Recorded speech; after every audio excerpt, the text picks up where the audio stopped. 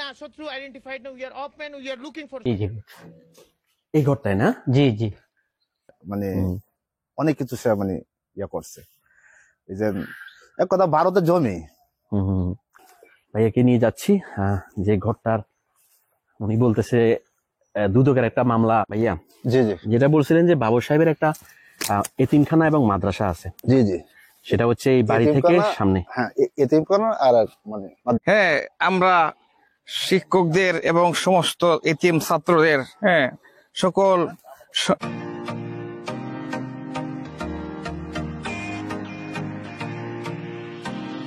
Hello viewers, welcome to Zakir Farhad blog channel. Viewers, আমি এখন এই মুহূর্তে অবস্থান করছি নেত্রকোনা জেলার মদন পৌরসভার বাড়ি বাদরা গ্রামে। এখানে আসার একটা কারণ হচ্ছে বাংলাদেশের সাবেক স্বরাষ্ট্রমন্ত্রী লুৎফুজ্জামান বাবর সাহেবের পৈতৃক বাড়ি হচ্ছে এখানে। আজকে ওনার পৈতৃক বাড়িটি আমি ঘুরে ঘুরে দেখাবো, পাশাপাশি যদি ওনার কোনো রিলেটিভ পাই তার সাক্ষাৎকার নিব। আমি কথা না বাড়িয়ে সরাসরি ব্লগে চলে যাচ্ছি, আমার সাথেই থাকুন। ভিউয়ার্স, আমি এখন বাংলাদেশের সাবেক স্বরাষ্ট্রমন্ত্রী লুৎফুজ্জামান বাবর সাহেবের পৈতৃক বাড়ির আশেপাশে আসে, কিন্তু এখানে অনেকগুলো ঘর। একজাক্টলি লুৎফুজ্জামান বাবর সাহেবের পৈতৃক ঘর কোনটা সেটা তো আমি চিনি না। এখানে একজন আঙ্কেল আছে, আমি তার সাথে কথা বলবো। আসসালামু আলাইকুম। ওয়ালাইকুম আসসালাম। আঙ্কেল কেমন আছেন? আলহামদুলিল্লাহ ভালো আছি। আঙ্কেল, আমার কাছে একটা তথ্য ছিল, সাবেক স্বরাষ্ট্রমন্ত্রী লুৎফুজ্জামান বাবর সাহেবের পৈতৃক বাড়ি হচ্ছে এখানে, এটা কি সত্যি? জি জি। কোন ঘরটা দেখাতে পারবেন? হ্যাঁ দেখেন ভিতরে। চলেন দেখি। বেশ, আমি আঙ্কেলের সাথে যাচ্ছি, উনি আমাকে একজাক্টলি সাবেক স্বরাষ্ট্রমন্ত্রী এবং অত্র এলাকার সাবেক সংসদ সদস্য লুৎফুজ্জামান বাবর সাহেবের পৈতৃক ভিটা কোনটা সেটা দেখিয়ে দিবে, বা পৈতৃক ঘর কোনটা সেটা। আমি আঙ্কেলের সাথে যাচ্ছি।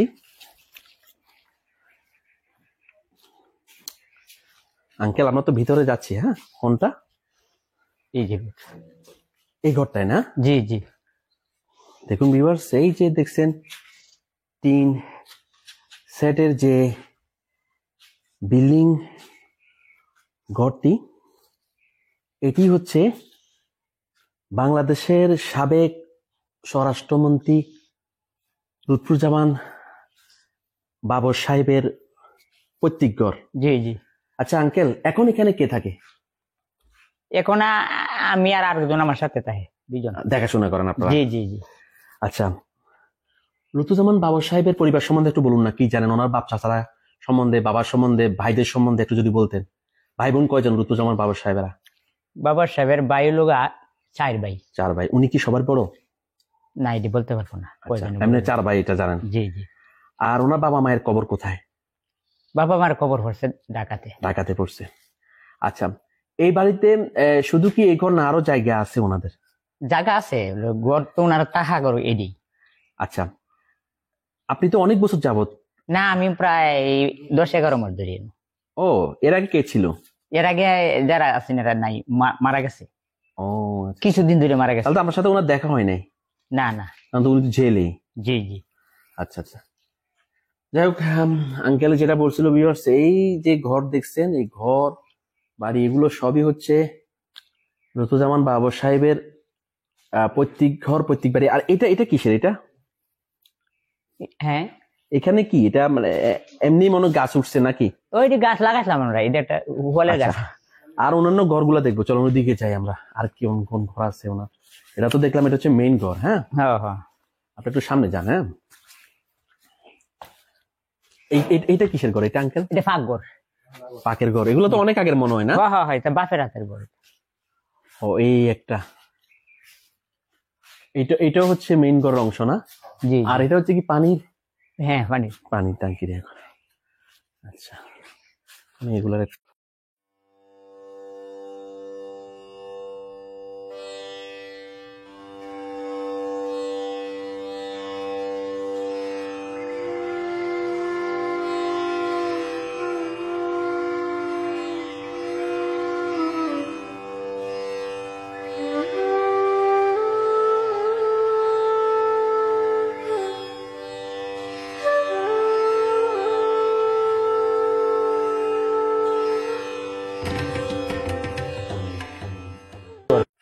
আমরা তো ওই ঘরটা দেখালাম। জি। এখানে আবার দেখতেছি একটা ঘর, এখানে অনেকগুলো ঘর। এগুলা কার? উনার এই আউগরটা উনারই। ওইটা ওনাদের না? ও জি জি। আচ্ছা আসেন, আমরা যাবো, ওইদিকেও যাবো, আসেন। এই যে বিল্ডিং এই।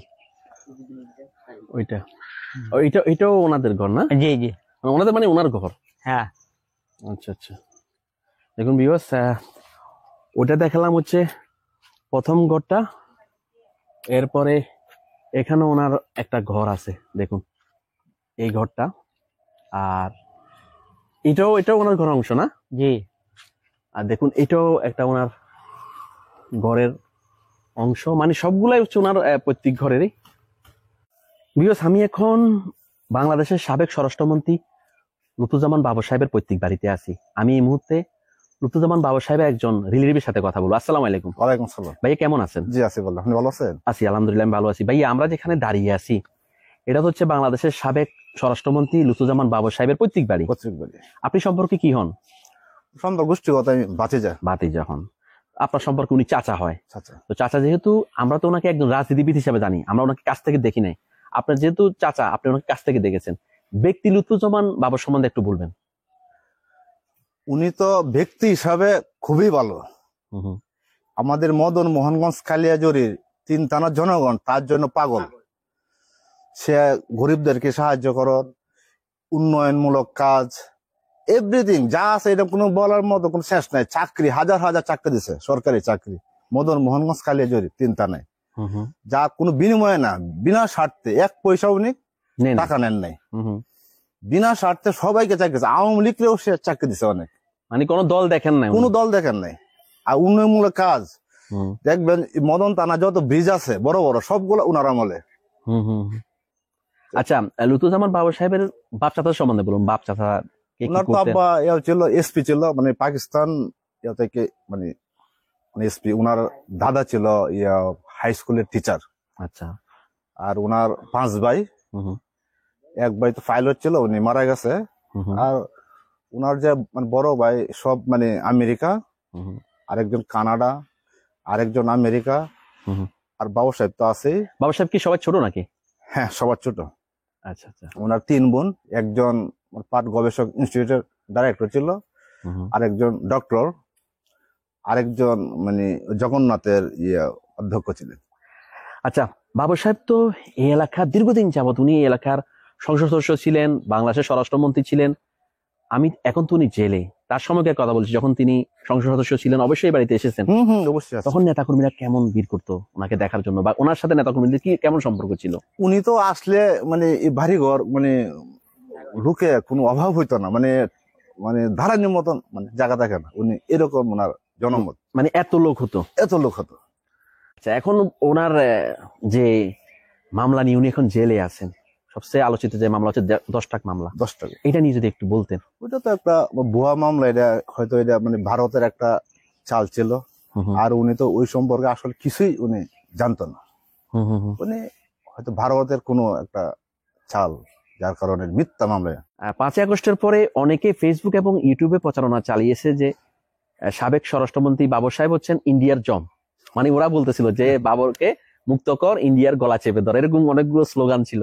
আচ্ছা, এইটা নিয়ে কি বলবেন? এটা তো আসলে মানে পাবলিক জনগণ মানে ওদের ইচ্ছায় মতো এগুলা অনেকে মানে বলে আর কি। এইসব তো বিষয় আমি কিছুই জানি না। না, অনেকে বলে যে অনেক হ্যাঁ, পোস্ট করছে যে ওই যে বাবর সাহেব ইন্ডিয়ার জম, এরকম অনেক কিছু আলোচনা। ইন্ডিয়া তো জন্ত স্বাভাবিক, সে তো দেশের স্বার্থের জন্য সে মানে হুম। অনেক কিছু সে মানে করছে। এই যে এক কথা, ভারতের জমি। হুম হুম হুম।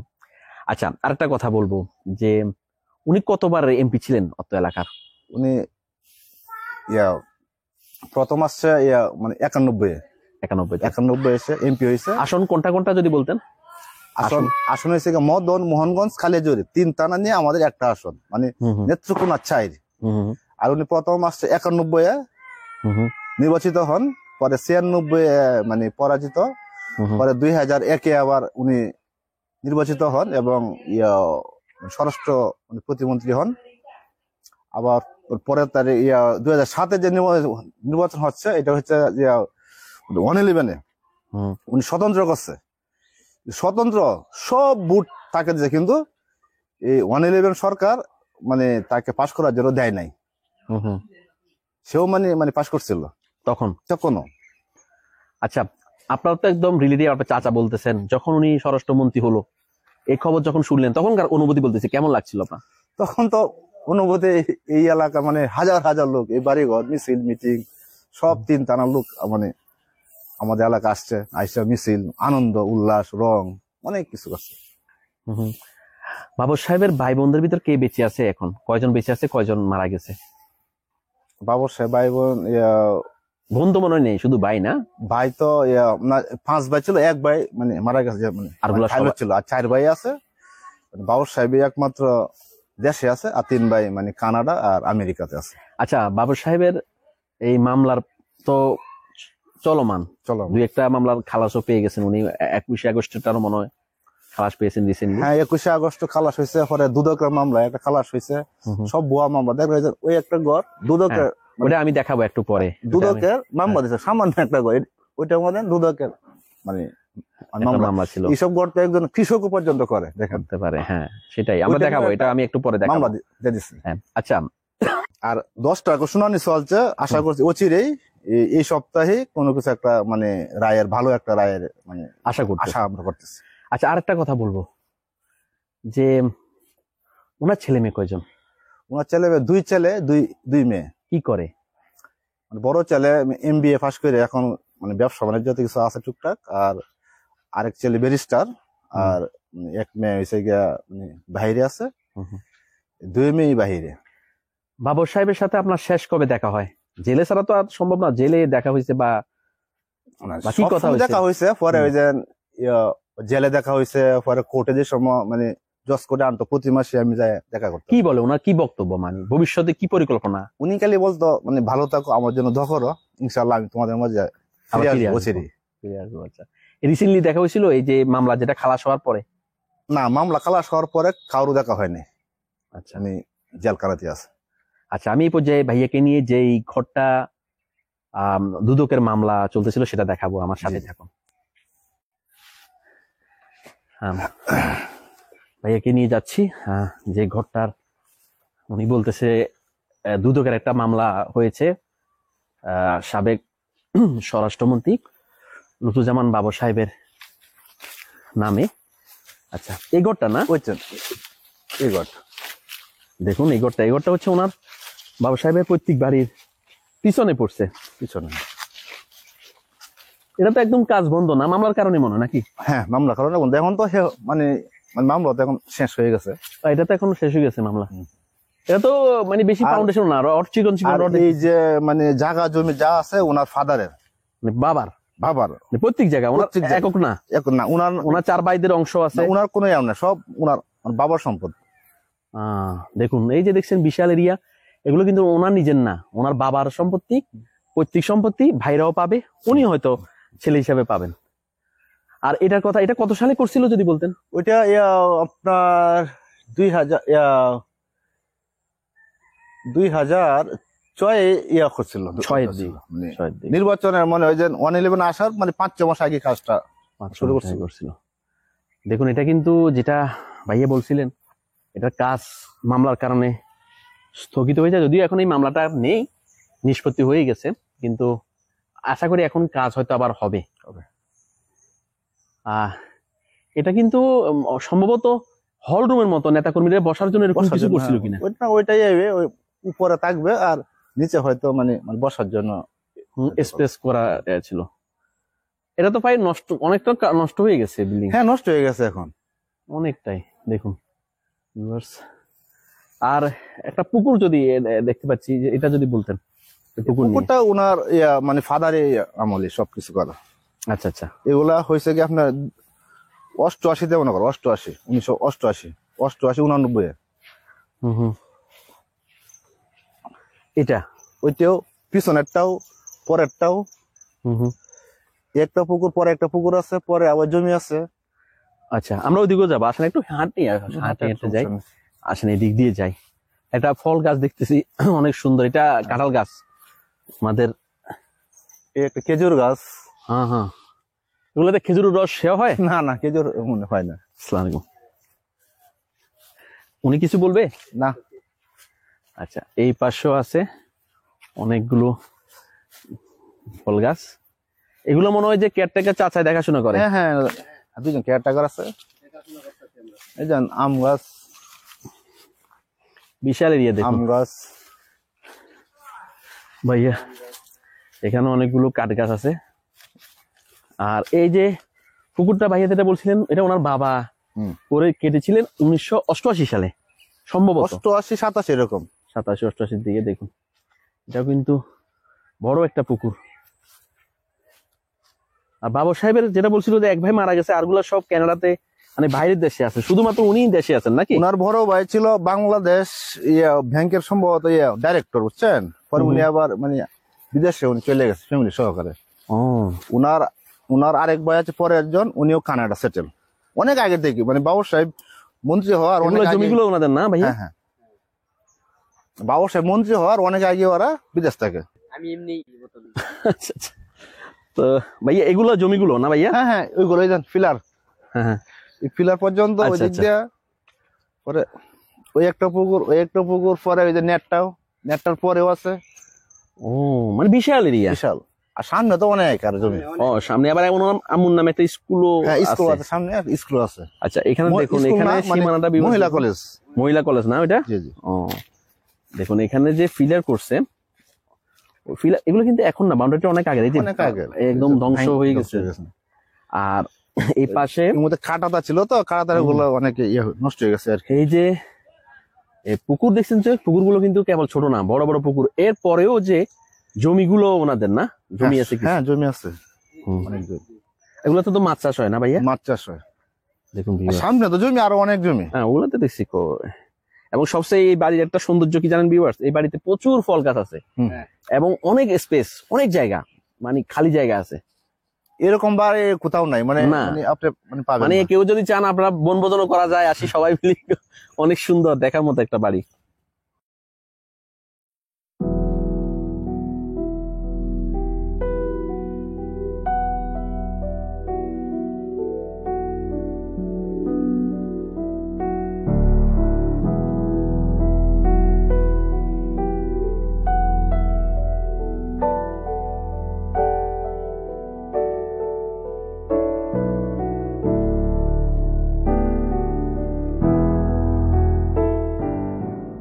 ঘরটা এবং আশেপাশে আরো বিভিন্ন ঘর দেখিয়েছি। এখন ফ্রন্ট সাইডে একটা পুকুর দেখছি। জি জি। এই পুকুরে কি ওনার কোনো স্মৃতি আছে? উনি গোসল করেছেন বা হ্যাঁ, গোসল করেছেন করছে। কিনা? হ্যাঁ, উনি তো এদিকে গোসল করছে ফ্যামিলি সহকারে হুম হুম। আর কি। পরে এগুলা মানে ভেঙে গেছিল, পরে এগুলা আবার ওয়াল করে করা হয়েছে আর কি। সংস্কার করা হয়েছে। হ্যাঁ। যেটা ভাইয়া বলছিলেন যে দেখুন এই পুকুরটা কিন্তু অনেক স্মৃতি বিজড়িত একটি পুকুর, কারণ লুতুজামান বাবর সাহেবের কিন্তু এটা পৈতৃক বাড়ি এবং কোনো না কোনো সময়, এখন তো উনি হয়তো জেলে আছেন, উনি এই পুকুরে গোসল করেছেন এবং দেখার মতো একটা পুকুর, বিশাল পুকুর। তো সেই হিসাবে এটা একটি স্মৃতিময় জায়গা। আমি এই পুকুরটার একটা ভিউ আপনার সাথে শেয়ার করব।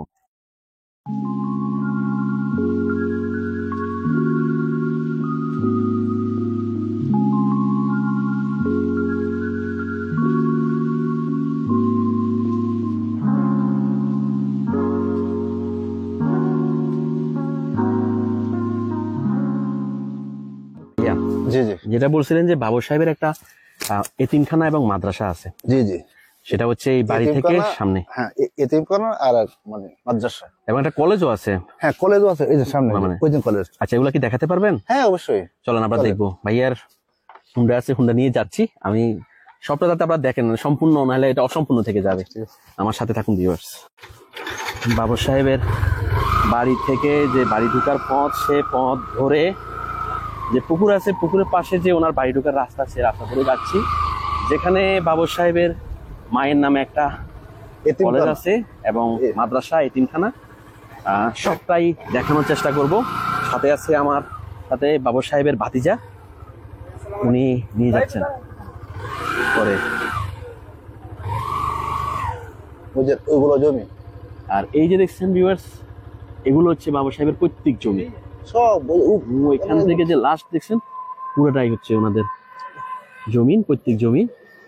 ওই যে মহিলা কলেজ ওনার মার নামে। আর এটা হচ্ছে যে আমি আরো সামনে থেকে দেখাবো আপনাদেরকে, এটা হচ্ছে ওনার মায়ের নামে মহিলা কলেজ, বাবা সাহেবের মায়ের নামে কি দেখা লাগে এই কলেজ। এই হচ্ছে সেই কলেজ, আমি রোড থেকে ভিউ দেওয়ার চেষ্টা করতেছি। এটা বাবা সাহেবের মায়ের নামে মহিলা কলেজ, এবং যেটা বারবার বলছিলাম যে ওনার পৈতৃক বাড়ির পাশেই পড়েছে এই কলেজটি। এখানে নামও আছে, এই যে জুবাইদা রহমান মহিলা ডিগ্রি কলেজ, স্থাপিত 2002 সালে। জুবাইদা রহমান হচ্ছে ওনার মা না? আর এই হচ্ছে সেই কলেজটি। ভিউয়ার্স চলো, বুঝতে পারছি ভিউ দেওয়া সব দান করছে ওনার যা জমি জমি যা আছে। দান করা আছে না, পাশে বাউন্ডারি ওয়াল করা। এখানে হচ্ছে কলেজের যে ভবনগুলো, সেই ভবন।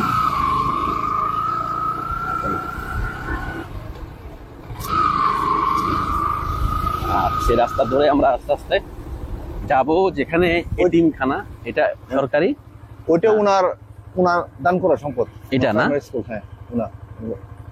দেখুন, এটা এই জায়গাটা ওনার দান করা, ওনার নিজের জায়গা দান করে দিয়েছেন প্রাইমারি স্কুল হিসেবে না, প্রাইমারি স্কুল এলাকার এবার বাচ্চাদের পড়াশোনার জন্য। দেখুন, এটা কিন্তু কলেজের পাশে পড়ছে, পিছনের সাইডে। চলো, ওইটা দান করা যাবে। এটাও দান করা জমি, উনি দান করে দিয়েছেন।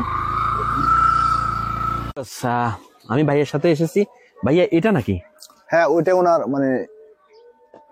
মানে বাবার নামে এতিমখানা আর মাদ্রাসা মাদ্রাসা একসাথে। একসাথে।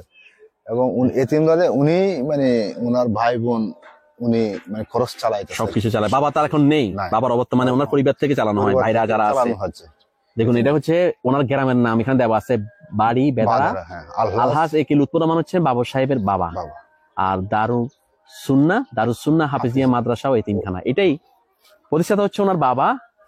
ওনার বাবার অবর্তমানে এখন সবকিছু ওইটাও মানে দান করা, উনি জায়গা দান করে দিয়েছেন। দান করে। এবং এখন মাদ্রাসার ছেলেরা নামাজে দাঁড়িয়েছে। সুন্দর এক দৃশ্য, আমি ভিতরেও যাবো, আপনাদের সাথে শেয়ার করব। এটা 2008 সালে স্থাপিত হয়। আর দেখুন, খুবই সুন্দর চমৎকার একটি দৃশ্য। মাদ্রাসার ছেলেরা সবাই একসাথে আসরের নামাজে দাঁড়িয়েছে। কোরআনের পাখিরা বাবু সাহেবের বাবার নামে যেই মাদ্রাসা এবং এতিমখানা, যার সম্পূর্ণ ব্যয় পার বহন করেন বাবু সাহেবের পরিবার, যারা ভাইরা আছে। নামাজ নামাজ পড়তেছেন, কথা বেশি বলা যাবে না।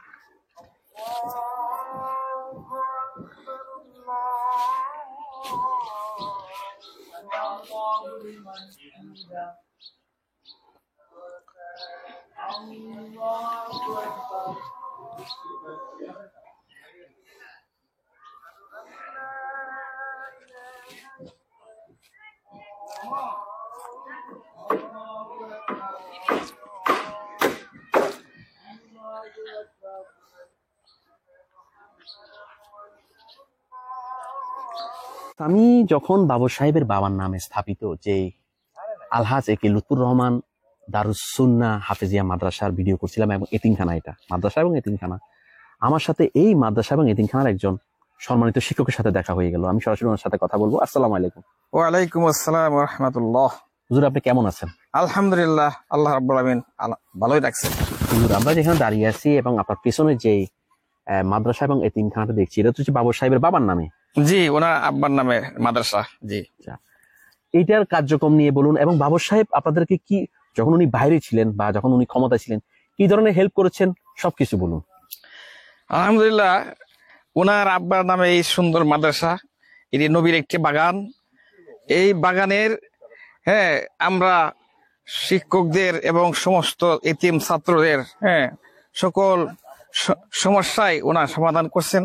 ওনার আমাদের বেতনের ব্যবস্থা করে যাইতেছেন আগের থেকেই। আমি 17 বছর ধরে এই মাদ্রাসা আছি। মাশাআল্লাহ।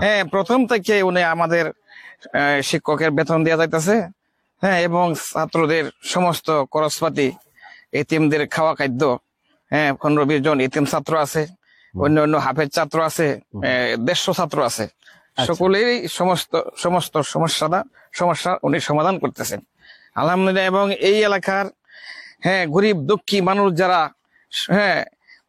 এখনো হাজার হাজার মহিলারা ওনার জন্য দোয়া করেন এবং রোজা রাখতেছে, খতম পড়তেছে। আমরা সকল ছাত্রদেরকে নিয়ে প্রতিদিন কোরআন খতম দেই। উনি এরকম মানুষ এই দেশে আর হবে না। এরকম সুন্দর মানুষ, এরকম মহান মানুষ, বড় মনের মানুষ। এই একটি সুন্দর বাগান তাই নয়, এই দেশের যত মাদ্রাসা আছে ওনার অবদান অনেক মাদ্রাসার মাধ্যমে আছে। এটা কিন্তু শেষ নাই। হুজুর, এটা কি উনি করেন, মানে স্থাপিত কি উনি করেন, বাবা সাহেবই করেন? জি জি, নাম দেয়া হয় বাবার নামে। জি, এবং এটা দান করে দিয়েছেন না মাদ্রাসা? জি, দান করে দিয়েছে। এখানে 90% জায়গা মাদ্রাসা এবং গুরুস্থানের নামে ওনার আব্বার নামে দান করে। আচ্ছা, আরেকটা কথা বলবো, আমি তো আসার সময় ওনার মায়ের নামে একটা কলেজ দেখলাম, মহিলা কলেজ, এবং পাশে দেখলাম একটা প্রাথমিক বিদ্যালয়। জি, সেটাও উনি দান করে দিয়েছেন। জি, এবং এখানে এসে দেখলাম যে এই যে এতিমখানা এবং মাদ্রাসা, তার মানে এলাকাতে অনেক জনকল্যাণমূলক কাজের সাথে উনি সম্পৃক্ত এবং ওনার ফ্যামিলিও। জি, উনি যখন জেলে যান, জি, এই খবরটা শোনার পর আপনার কাছে কেমন লাগছে? আমাদের কাছে অনেক খারাপ লাগছে, অত্যন্ত আমরা দুঃখিত তখন থেকে আমরা। আমরা অনেক দুঃখিত এবং আমরা এটা ভাষায় প্রকাশ করা যায় না, আমাদের মন খুব খারাপ। তাই আমরা এই দেশের মানুষ উনি যে উন্নয়ন করেছেন, এই রাস্তাঘাট, ব্রিজ, এটা এই দেশে 1000 বছরেও আর হইল না। 1000 বছরের কাজ উনি আগায় দিছে। উনার দ্বারা আমরা মানুষ চলাচলে শান্তি পাই। এবং এরকম অনেক শত শত মাদ্রাসায় উনার দানের অবদান আছে। এবং এই শুরু থেকেই মাদ্রাসা উনার পক্ষ থেকেই সমস্ত কিছু চালাই যেতেছে, এবং আমাদের বেতন সহ এতিম ছাত্র এবং হাফেজ ছাত্রদের সমস্ত কিছু। এই মাদ্রাসার শিক্ষক কয়জন আছেন বর্তমানে? এখন বর্তমানে 4 জন শিক্ষক আছে। 4 জন আছে। ছাত্রছাত্রী 150 জনের মতো আছে। খাওয়ার ব্যবস্থা আছে, আবাসিক অনাবাসিক না? জি। এতিমদের সমস্ত এখানেই চলতেছে। কোনো পয়সা নেওয়া হয় না ওদের থেকে? না না, মাশাআল্লাহ, ফ্রি। ওনাদের পরিবার থেকে বহন করা হয়? বহন করা জি। বাবু সাহেব তো অনেকগুলো মামলা, আপনারা মিডিয়া তো এসেছে, নিউজে দেখেছেন, বিশেষ করে 10টা মামলা, আলোচিত একটা মামলা। এটা নিয়ে কি বলবেন আপনি সাধারণ একজন মানুষ হিসেবে? কতটুকু আপনার মাথায় ধরে বা কি বুঝেন? এই সমস্ত তো প্রতিহিংসা, ইন্ডিয়ার সাইল চলন, এই সমস্ত। আমরা তো, আমাদের তো ইসলামিক দেশ এটা। এটা এই জন্য তো উনি ইসলামিক মানুষ। ওই ধার্মিক মানুষ। উনি 5 ওয়াক্ত নামাজ পড়ে, সারাদিন কোরআন তেলাওয়াত করে, তসবিহ পড়ে। এটা তো আমাদের যারা মুসলিম, যারা একটু কোথা বিরু, ইন্ডিয়ার তাকিয়া হতে অনেক কিছু ইয়ে করছে বাংলাদেশের। আপনার ধারণা। আচ্ছা, তো হুজুর, এখানে খাওয়া দাওয়া সবকিছু ওনার ফ্যামিলি থেকে বহন করা হয়, এবং আপনাদের বেতনও নাকি? জি, আমাদের বেতন সমস্ত কিছুই ওনাদের পক্ষ থেকেই। তো এখন তো বাবা সাহেবের অনেকগুলো মামলার ফাইল রায় হয়ে গেছে, আর কিছু বাকি আছে। কি আশা করছেন বা কি আশা করেন এই সরকারের নিকট বাবা সাহেবের জন্য? কি আশা করেন এই সরকারের নিকট ওনার মামলাগুলো নিয়ে? আমরা তো সরকারের নিকট এই আশাই রাখি, উনি যেন দেশে এই ফিরে আসতে পারে সহি সালামতে, এবং এই মসজিদ মাদ্রাসা জনকল্যাণ এবং মানুষের সমস্ত কিছু, মানুষের এই জনকল্যাণ কাজ, উনি যেন মানুষের জনকল্যাণ কাজ করতে পারে। এবং এই মিথ্যা মামলা থেকে যেন উনি খালাস হয়ে ওনার জন্মভূমিতে সহি সালামতে আসতে পারে, আমরা তো এই আশায় রাখি। আপনাকে অনেক ধন্যবাদ হুজুর, অনেক চমৎকার করে আপনি বাবা সাহেবের যে এই যে মাদ্রাসা ওনার বাবার নামে যেটা স্থাপিত করছেন, উনি সবকিছু দেখাশোনা করেন, পাশাপাশি ওনার পরিবারের মেম্বাররা আছেন, এগুলো সব চমৎকার করে তথ্যগুলো আপনি আমাকে দিলেন, আমার মারফত দর্শকরা জানলো, সেজন্য আপনাকে আমার চ্যানেলের পক্ষ থেকে ধন্যবাদ। হুজুর, আপনি ভালো থাকবেন, আপনার দীর্ঘায়ু কামনা করছি। আসসালামু আলাইকুম। ওয়ালাইকুম আসসালাম। সেই যে দেখছেন, এটা হচ্ছে বাবা সাহেবের বাবার নামে যে মাদ্রাসা, যেটার ব্যয়ভার বহন করেন বাবা সাহেবের পরিবারের সদস্যরা, ওনার ভাই বোনেরা। দেখুন, এই সেই মাদ্রাসা এবং এতিমখানা, এই হচ্ছে সেই মাদ্রাসা এতিমখানার ভবনটি। এবং এই জমিগুলো কিন্তু দান করে দিয়েছেন বাবু সাহেবা, এগুলা মাদ্রাসাকে দান করে দেওয়া হয়েছে। ভালো লাগলে লাইক কমেন্ট করে আপনার মতামত দিন। সাথে থাকার জন্য সাবস্ক্রাইব করুন এবং বেল বাটনটিতে ক্লিক করুন।